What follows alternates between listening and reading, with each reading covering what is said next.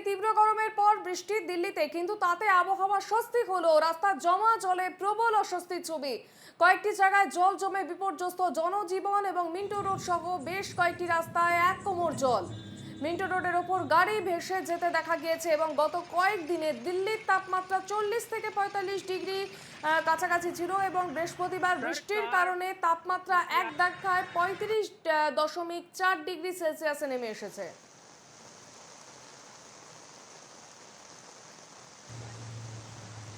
বৃষ্টি হলেও দিল্লির একাধিক রাস্তা জলমগ্ন এবং কোথাও কোথাও এক হাঁটু জল, এবং সেই জলে রীতিমতো গাড়ি ভেসে রয়েছে এবং রীতিমতো অস্বস্তির ছবি এক একটা জায়গায়।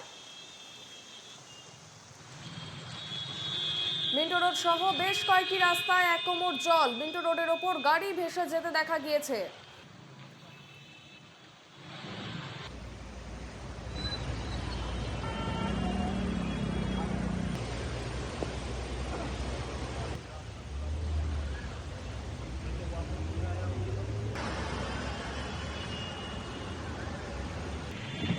দিল্লিতে বৃষ্টির জেরে বিপর্যস্ত জনজীবন।